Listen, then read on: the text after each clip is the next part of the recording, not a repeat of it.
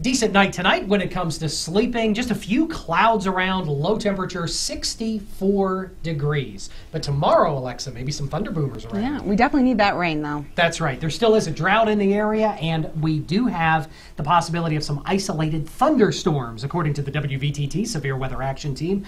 Also sticky tomorrow, high temperature 91. Complete weather details next here on WVTT.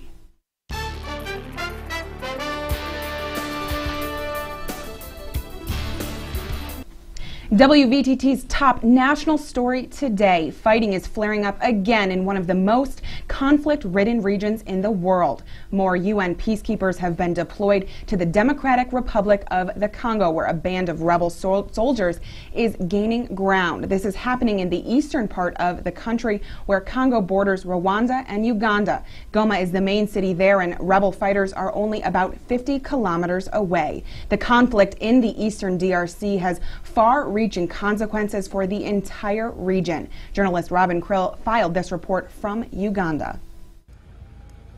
Our journey begins at the DRC-Uganda border. There's no effective government here, and on the Congolese side, we're simply waved through. M23 rebels seized Bunagana more than a week ago. They've set up on a hilltop overlooking the city. We're taken there so they can show us it was all a, quote, reluctant but necessary battle. M23 says this base was home to around 700 FARDC troops and MONUSCO peacekeepers. The rebels say that when they attacked, the government troops fled across the border to Uganda and the peacekeepers pulled out 2 days later.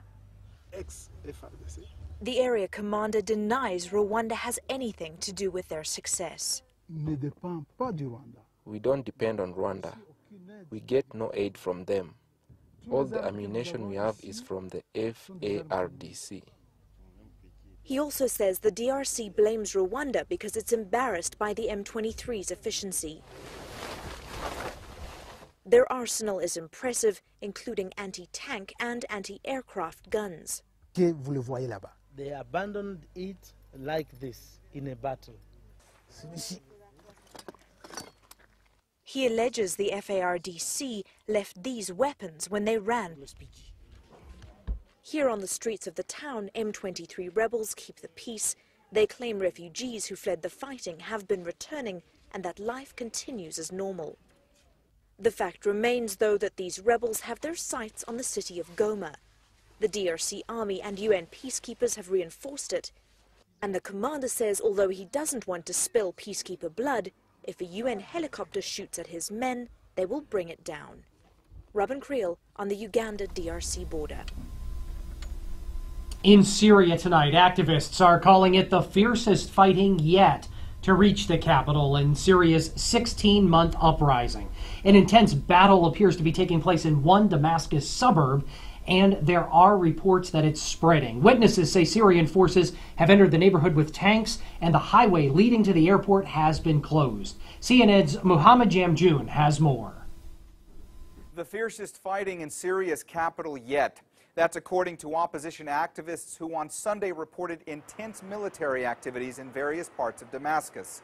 One resident told CNN that hundreds of security forces and numerous tanks entered the neighborhood of Tadamun in the southern part of Damascus, and that then clashes began between regime forces and the Free Syrian Army. Other activists said Tadamun had been shelled with artillery before the tanks went in, and that there were dead bodies in the streets as a result. Also on Sunday, UN observers returned to the village of Tremse, the site of an alleged massacre that opposition activists say took place on Thursday. According to Sausan Roche, the spokesperson for the UN Special Mission in Syria, 50 houses in Tremse had been burned and or destroyed. Observers also saw pools of blood and brain matter in a number of homes. Many local villagers interviewed by the UN team said that an attack started in the early morning hours of Thursday, that first the village was shelled and then ground operations commenced. Villagers also said the army conducted house-to-house searches asking for men and their ID cards, and they alleged that after checking identification, many were killed. While the number of casualties is still unclear, the UN supervision mission says it appeared the attack had been targeting army defectors and activists. Meanwhile, the Syrian government insists that what happened in Tremse was a military exercise and not a massacre. In a press conference that took place earlier in the day on Sunday, Jihad Makdisi, spokesperson for the Syrian Foreign Ministry, blamed armed terrorist groups for the deaths there and said residents had called security forces for help after the terrorist groups had raided the town. We are not afraid of the facts that took place. What we are saying is that what happened was not an attack by a military on peaceful residents. Then yes, that would have been considered a massacre. What really happened was a military operation against armed terrorists who don't believe in a political solution. Their mission is to terrorize, abduct, destroy, and blow up wherever they go. Makdisi added that claims of artillery shelling in Tremse and the use of helicopters there are baseless. Mohammed Jamjoom, CNN, Abu Dhabi. Forbes magazine just released today the list of the world's top 50 most valuable sports franchises, and sitting strong at the number 42 spot is our very own Buffalo Bills, worth an estimated $792 million. According to Forbes magazine, the Bills historically have had one of the strongest local fan bases in the NFL, despite their 7 straight losing seasons, along with the team's poor performance in the last few years. Dallas Cowboys are listed as the highest with a net worth of $1.85 billion, and following close behind are the New England Patriots, valued at $1.4 billion. From the gridiron to the political boxing ring, where punches are flying as the presidential election draws near. More backlash tonight for President Obama on his plans for unemployment and economic growth. And as Melissa Rainey explains, Mitt Romney continues to dodge attacks over his job at Bain Capital. Mitt Romney's senior advisor is defending the GOP presumptive nominee's business credentials. Is it your position that Mitt Romney was still technically the CEO, the sole owner, and the chief shareholder of Bain, but he was not, had nothing to do with any day-to-day decisions at Bain after he left for the Olympics? Is that what you're saying? He was not involved in the management, was not involved in the day-to-day decisions, and wouldn't have had time. At issue, Romney's departure date from Bain Capital. The private equity firm filed a document to the SEC listing Romney as the CEO as late as 2001. Romney says he left Bain in 1999. Democrats are attacking Romney's character. No one is suggesting that Mitt Romney isn't following the law.